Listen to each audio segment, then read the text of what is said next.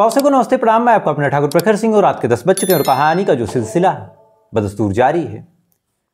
पिछले कई सालों से एक चीज़ मैंने अपने जीवन में नोटिस की और शायद आप लोगों ने भी नोटिस की होगी कि मीडिया भी बड़ी पक्षपाती है। उन्हीं खबरों को दिखाती है जिस खबर को देखने के बाद उसे लगता है कि शायद इस खबर से कुछ टीआरपी, कुछ तवज्जो मिले। यानी अगर कोई केस है, उस केस में अगर पीड़िता हिंदू है और करने वाला मुस्लिम, तो फिर उस चीज़ को फ़ौरन दिखाएगी। या फिर कुछ मिर्च मसाला मिल सके तो उसे भी दिखाएगी। लेकिन अगर मिर्च मसाला और ये तमाम चीज़ें नहीं हैं तो फिर लोग इस तरह से उस पर आके मूद लेते हैं। जैसे बांग्लादेश का फाल देखिए, कोई भी नहीं सुनना चाहता कि वहाँ के हिंदुओं के साथ क्या हो रहा।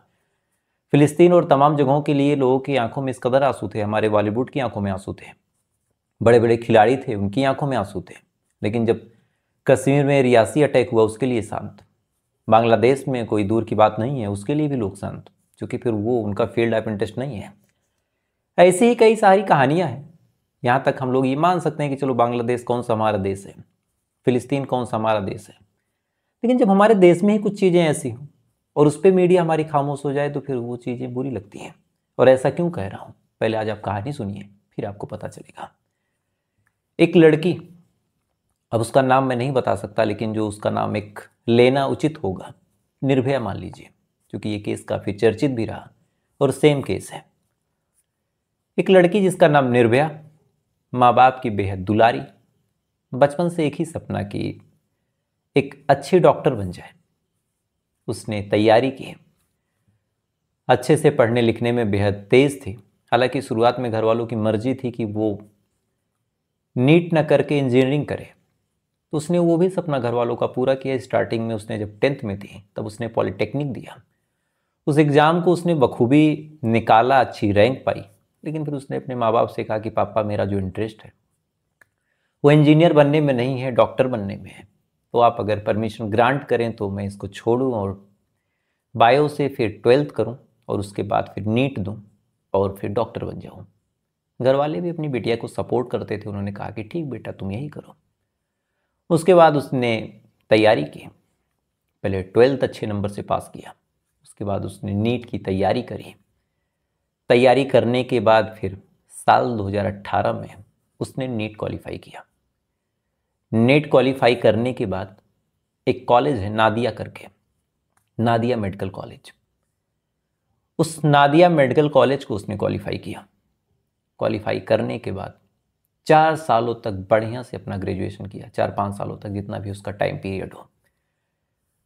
अब घर वाले खुश कि लड़की ना ही कोई गैप ले रही, ना ही कुछ ऐसी शिकायत, ना ही कोई और बात। कॉलेज में जाने के बाद आमतौर पे लोग बिगड़ जाते हैं, बहक जाते हैं। यहाँ भी चाहे first year, second year, third year, कोई भी आप रिजल्ट उठा के देख लीजिए, हरियल का उसका जो रिजल्ट था वो बड़ा क्लियर था, बड़ा अच्छा रिजल्ट था। तो ये तमाम चीज़ें घर वाले जब देखते हैं काफ़ी खुश होते हैं। लड़की का जो ग्रेजुएशन था निर्भया का वो पूरा हुआ। उसके बाद उसने फैसला किया कि अब वो पोस्ट ग्रेजुएशन करेगी। अब पोस्ट ग्रेजुएशन का मतलब क्या कि कम से कम किसी डॉक्टर के अंदर रह के थोड़ी बहुत ट्रेनिंग ले ले, हॉस्पिटल में अपनी ड्यूटी दे के सीख ले कि क्या हो रहा। क्योंकि एक कॉलेज की पढ़ाई और फिर असल ज़िंदगी में पेशेंट को डील करना, ये तमाम चीज़ें अलग अलग होती हैं। जैसे आप बीटेक के बाद एमटेक करते हैं तो ऐसे ही एमबीबीएस यानी ग्रेजुएशन के बाद फिर एक पोस्ट ग्रेजुएशन होता है, पीजी। तो निर्भया ने भी पीजी करने का फैसला किया। अब ऑप्शन में उसके पास 2 कॉलेज थे। एक कॉलेज थोड़ी सी दूसरी जगह पे था और दूसरा कॉलेज पश्चिम बंगाल की राजधानी कोलकाता में एक बेहद मशहूर कॉलेज है, आरजी कार कॉलेज। और ये आरजी कार कॉलेज जो था, इत्तेफाक से एक बेहद मशहूर इलाका है लाल बाज़ार, इसी लाल बाज़ार इलाके में था। और ख़ासियत ये थी कि यहाँ पे मेट्रो वगैरह भी चल रही थी, तमाम सुख सुविधाएँ थी, एक हाईटेक सिटी थी। तो 2 ऑप्शन थे। घर वालों ने कहा कि कम से कम अगर यहाँ पढ़ोगी तो तुम्हें मेट्रो मिल जाएगी, घर आने जाने के लिए तुम्हें बढ़िया टैक्सी है, तमाम महानगर है, तो रातों रात चकाचौंध रहती है, शहर कभी सोता नहीं है। तो एक लड़की के लिए माँ बाप यही चाहते हैं कि कम से कम भीड़ भाड़ वाले इलाकों में रहे, थोड़ा सा सेफ फील करेगी। एक किनारे का माहौल वहाँ थोड़ा सा गंदा लगता है, लड़कियों को ऑकवर्ड लगता है। तो घर वालों ने कहा कि आरजी कार कॉलेज से तुम पीजी कर लो। उसने कहा ठीक है। उसके बाद वो आरजी कार कॉलेज में चेस्ट मेडिसिन के तौर पे अपना पीजी करने लगे। और इसी डिपार्टमेंट में अपनी ड्यूटी देती और ड्यूटी देने के बाद सो जाती वहीं हॉस्पिटल में और कभी कभार घर भी आ जाती। फर्स्ट ईयर बीत भी गया, तमाम चीज़ें बिल्कुल बढ़िया चल रही थी। उसकी जो बॉन्डिंग थी वहाँ के लोकल लोगों से वो भी बढ़िया थी, जो लोकल डॉक्टर थे उनसे भी बढ़िया, तमाम चीज़ें बिल्कुल बढ़िया चल रही हैं। घर वालों को एक उम्मीद की अब बिटिया बहुत जल्द डॉक्टर बन जाएगी। पापा उस लड़की के इतने खुश थे कि उन्होंने घर के नेम प्लेट के सामने अपनी बेटी का नाम लिखवाया, क्योंकि बेटी ने इस कदर नाम रोशन किया था कि आने वाले टाइम में एक बेहद मशहूर डॉक्टर बनती। तो उस लड़की के नाम से ही घर के सामने नेम प्लेट लगी थी। 6 महीने पहले यानी 2024 की शुरुआत में उस लड़की यानी निर्भया ने कहा कि पापा आने जाने में थोड़ी सी दिक्कत होती है। पापा ने जब ये बात सुनी तो बेहद खुशी मन से उन्होंने कहा कि बेटा ठीक है, कुछ दिन रुको, मैं एक कार खरीद रहा हूँ तुम्हारे लिए ताकि तुम कार से आओ जाओ। इसके बाद फाइनली कुछ ही दिन पहले यानी अगस्त का महीना है, जून जुलाई में उस लड़की के लिए कार खरीदा गया कि अब कार से हमारी बिटिया घर आएगी जाएगी। तमाम चीज़ें बिल्कुल बढ़िया चलती रही, वक्त धीरे धीरे आगे बढ़ता रहा। 8 तारीख की बात है, 8 अगस्त साल 2024 यानी 3 दिन पहले की बात है। रोज की तरह निर्भया अपने नाइट ड्यूटी को करती है। नाइट ड्यूटी उसकी लगी थी, 2 बजे तक उसकी ड्यूटी थी। 2 बजे अब अपनी ड्यूटी ख़त्म करती है। उसके बाद उसके कुछ मेल डॉक्टर फ्रेंड थे, उनके साथ जाती है। जाने के बाद लंच या फिर जो भी डिनर करना था वो करती है, थोड़ा बहुत स्नैक वगैरह लेती है। उसके बाद एक सेमिनार हॉल था, उसी में चली जाती है सोने कि अब 2 बज गए, अब क्या करूँगी, घर जाके सो जाती हूँ, सुबह उठ के फिर जहाँ जाना होगा जाऊँगी। सो गई। अब उसकी आदत थी कि जब सुबह उठती थी, आमतौर पे रात में जब ऐसे सोती थी तो तमाम जो कलीग्स थे उनसे मिलने जाती थी। सुबह के लगभग 7 बजे तमाम कलीग आए, हॉस्पिटल का एक हैप्पी गुड मॉर्निंग हुआ, लेकिन जो निर्भया थी वो कहीं दिखाई नहीं दी। अब निर्भया दिखाई नहीं दी तो फिर तमाम लोगों ने फ़ोन किया, फ़ोन उसका बजा, उठा नहीं। तो फिर लोगों को लगा कि शायद गहरी नींद में सो गई होगी और आज उठने में देर हो गई होगी। लिहाजा कुछ लोग चेक करने के लिए उस सेमिनार हॉल में जाते हैं। अब जब सेमिनार हॉल में जाते हैं, जाने के बाद उन्होंने जो कुछ देखा, उसे देखने के बाद जो डॉक्टर लगभग हजारों केसेस, कटे फटे बॉडी, पोस्टमार्टम, ऑपरेशन, ये तमाम चीज़ें देख रहे थे, उन्होंने जो कुछ देखा उनकी भी रूह कांप गई। निर्भया का जो शरीर था, जो जिस्म था, जो बॉडी थी, कोई भी ऐसा हिस्सा था ही नहीं जिस पे किसी ब्रूटल चीज़ से नोचा खसोटा ना गया हो। यानी होठों पे अलग कट, नोचने की निशान, गाल पे, कान पे, गर्दन पे, हाथ पे, माथे पे, बालों को उखाड़ा जाना, शरीर के विभिन्न हिस्सों को कुचला जाना, यानी एक लड़की के साथ जितनी बर्बरता आप सोच सकते हो वो तमाम चीज़ें। आँखों से खून निकल रहा था, कान से खून निकल रहा था, नाक से, मुंह से, नाखूनों से खून निकल रहा था।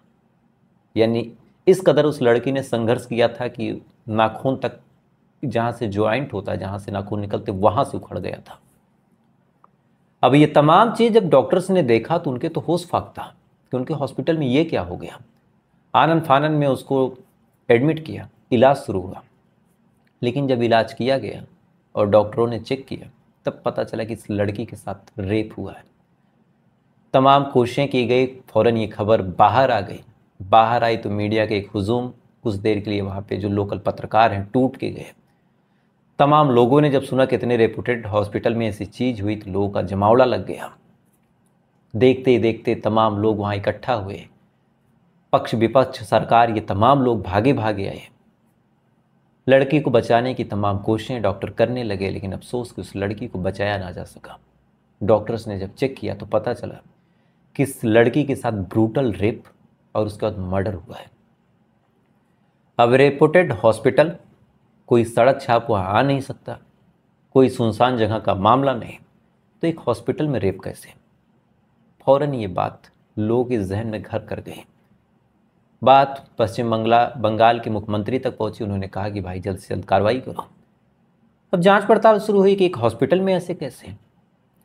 अब इत्तेफाक देखिए कि उस सेमिनार हॉल में कोई कैमरा भी नहीं लगा था और शायद उसके पीछे रीज़न था कि लड़कियां वहाँ पे सोने जाती थी, तो वहाँ पे कैमरा लगाना शायद सही नहीं लगा। तो फिर जांच पड़ताल करें कैसे?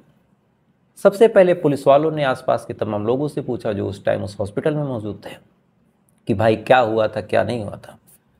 तमाम लोगों ने यही बयान दिया कि साहब हम लोग उसके साथ थे तो, लेकिन 2 बजे के बाद वो खाती है, उसके बाद उसकी शिफ्ट ख़त्म होती है तो हम लोगों के साथ वो डिनर करती है, उसके बाद फिर वो अपने रूम में चली गई सोने सेमिनार हॉल में। उसके बाद हम लोगों ने कोई मतलब नहीं रखा, भाई वो सोने गई थी, हमें लगा थक गई होगी। सुबह जब 7 बजे वो बाहर नहीं आए तो हमने चेक किया तो ये तमाम चीज़ें हैं।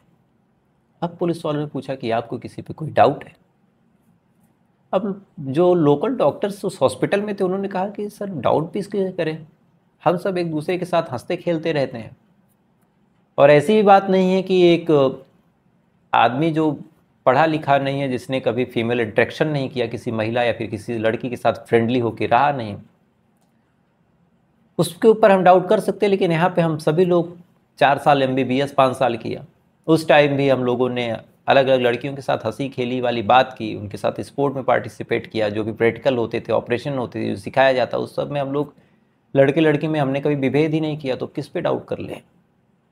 पुलिस वालों ने कहा कि यार ये बात भी ठीक है, लेकिन एक बात ये भी थी कि करने वाला भी हॉस्पिटल के अंदर का था, चूँकि बाहर से तो कोई आया नहीं। लेकिन अब पकड़े कैसे? हॉस्पिटल है, सैकड़ों लोग हैं, कमरे में कौन गया, कैसे गया, कुछ पता नहीं। अच्छा, ये जांच पड़ताल हो ही रही थी, इसी दौरान जब चेक किया तो पता चला कि वहाँ पे ऐसा कैमरा तो लगा है जो सेमिनार हॉल की तरफ जाने वाले रास्ते को कवर करता है। अब पुलिस वालों ने कहा कि भाई चलो इसको चेक करते हैं। अब उस कैमरे को जब चेक किया तो कम से कम 25 लोग ऐसे थे जो उस पूरी रात में, यानी 2 बजे के बाद से सुबह के 7 बजे तक उस इलाके की तरफ गए थे। लेकिन अब डाउट किस पे करें? सबको एक बार एग्जामिन किया, सबसे पूछा, लेकिन सब ने अपना अपना रीज़न बताया कि मैं इस वजह से गया था। अब ये तमाम चीज़ें चल ही रही थी, इसी दौरान पुलिस वालों ने कहा कि एक काम करो, एक बार फिर से उस सेमिनार हॉल को चेक करो, क्या पता कुछ क्लू मिल जाए। दोबारा जब चेक किया तो वहाँ पे एक ईयरबड का टुकड़ा मिला। अब जब ईयरबड का टुकड़ा मिला तो फिर उन्होंने कहा कि अब इसी से केस सुलझेगा। लेकिन कैसे? तो उन्होंने उस ईयरबड के टुकड़े को कहा कि यार जितने लोग हैं, जो 20-25 गए हैं, उनके फ़ोन से कनेक्ट कराओ, जिसके फ़ोन से हो गया फिर वही आरोपी है। अब बारी बारी से सबसे कनेक्ट कराया गया, किसी से कनेक्ट नहीं हुआ, लेकिन आखिर में एक संजय नाम का आदमी था, संजय रॉय, उससे जब कनेक्ट कराया गया तब पता चला कि हाँ, संजय के फ़ोन से ईयरबड कनेक्ट हो गया। फिर क्या था, फ़ौरन पुलिस वाले संजय को गिरफ्तार करते हैं, उससे पूछताछ करते हैं। जब पूछताछ करते हैं तो उसने अपना जुर्म कबूला, और फिर संजय की जो कहानी निकल के सामने, वो कहानी इतनी हैरान करने वाली थी कि सोच के ताजुब लगता है कि ऐसा आरोपी अब तक बचा कैसे था। दरअसल संजय की एक अलग ही दुनिया थी। इस लड़की के साथ उसने जो कुछ कहा और जो कुछ किया बहुत डिटेल में नहीं बताना चाहिए, क्योंकि सोच के और सुना के और सुन के दुख होगा। लेकिन संजय एक ऐसी ज़िंदगी जी रहा था जिसकी शिकार कई लड़की, कई महिलाएं हुई। दरअसल बहुत कम लोग जानते थे कि संजय इस हॉस्पिटल में एक स्वीपर के तौर पे काम करता है। तमाम लोग यही जानते थे, उसके आसपास के, उसके इलाके के, यहाँ तक उसकी माँ भी यही जानती थी कि संजय पुलिस में है। तमाम महिलाओं को उसने इस दम पे ब्लैकमेल और ठगी की थी कि वो पुलिस में है। उसकी कई शादियाँ हो चुकी हैं। एक पत्नी उसकी जो मर चुकी है, उसकी मौत पे भी अभी तक डाउट बना हुआ है, कोई नेचुरल डेथ थी, सुसाइड थी या फिर मर्डर था। संजय लगातार पुलिस बन के महिलाओं के संपर्क में आता, उनके साथ गलत काम करता, चाहे उनकी मर्जी हो चाहे ना हो, और महिलाएं बेचारी यही सोच के शांत हो जाती कि जब ये पुलिस में है तो फिर इसकी सुनवाई कौन करेगा, और वो खामोश हो जाती। लगातार उसने कई महिलाओं को अपना शिकार बनाया पुलिस बन के, कई लोगों से पैसे लूटे पुलिस बन के, यहाँ तक कि उसकी माँ आज तक जानती है कि वो पुलिस में है, और जिस किराए के घर में संजय रहा करता था, उस किराए के घर में भी जो किराएदार है वो किराया नहीं लेता, चूँकि उसको इसने बता रखा है कि मैं पुलिस में हूँ और अगर तुम मुझे छेड़ोगे तो मैं तुम्हें परेशान करके रख दूँगा। यहाँ तक कि उसने कई शादियाँ भी की। पहली शादी की, कुछ महीने उसको अपने साथ रखा, फिर उसे छोड़ दिया। दूसरी शादी की, उसको अपने साथ रखा, छोड़ दिया। तीसरी शादी की, फिर अचानक से न जाने कैसे पत्नी की मौत हो गई। फिर चौथी शादी की, और ये सिलसिला लगातार चलता रहा। उसकी जो बहन है वो खुद इससे नफरत करती, इससे बोलने तक नहीं आती। और उस रात जो कुछ हुआ, जो संजय ने बताया कि उसकी नज़र कई दिन से इस लड़की पे थी, इस निर्भया पे थी, लगातार उसको फॉलो करता रहा। और उस दिन जब उसने मौका देकर, उसे खूब पता था कि कोई कैमरा नहीं लगा है, तो रात के 2 बजे अचानक से उस लड़की के ऊपर जाता है, बहसी दरिंदे की तरह उसको जगह जगह से नोचता है, कुतरता है, काटता है, उसके साथ ब्रूटल रेप करता है। और रेप करने के बाद फिर जब उसे लगता है कि बात बिगड़ गई, तो उसको फिर गला दबा के उसके गले की हड्डी को तोड़ के मार देता है। और गले की हड्डी टूटने की वजह से कान से, नाक से और आंखों से खून निकल रहा था। फिलहाल संजय ने ये तमाम चीज़ें कही। जो बीजेपी आईटी सेल है उसने कहा कि ममता बनर्जी इस मामले को दबाना चाह रही है। इधर ममता बनर्जी ने उस लड़की की, उस बेचारी के माँ बाप से बातचीत की और कहा कि सख्त से सख्त कार्रवाई होगी। हॉस्पिटल जो है वो धरने पे अड़ा हुआ है, कह रहा है कि जल्द से जल्द इंसाफ हो। जो नर्स डिपार्टमेंट है वो ड्यूटी पे लौटने को तैयार नहीं है। लेकिन बड़ा ताजुब हुआ ये देख के, जो मैंने शुरू में कहा कि मेन स्ट्रीम मीडिया पे ये खबर गायब है। तमाम लोग इस खबर से दूर भाग रहे हैं। शायद उसमें उनको कुछ मिर्च मसाला नहीं मिल रहा, तभी किसी ने इस कहानी को कवर नहीं किया। बहुत कम ऐसे लोग हैं जो इस घटना को सुनाना चाहते हैं। शायद यहाँ कोई नफरत का एंगल नहीं है, लेकिन ऐसे आरोपियों की कहानी जब छूटती है तो फिर ये आगे चल के और ऐसे काम करते हैं और हमारे ही घर की बहन बेटियाँ फिर बाद में शिकार होती हैं। खैर, इस वीडियो को ज़्यादा से ज़्यादा आप लोग शेयर कीजिएगा और साथ ही ऐसी कहानियों के लिए आप जुड़े रहिएगा। तब तक के लिए अच्छे रहिए, खुश रहिए, अपना ख्याल रखिएगा, अपने देश का ख्याल रखिएगा। जय हिंद, वंदे मातरम।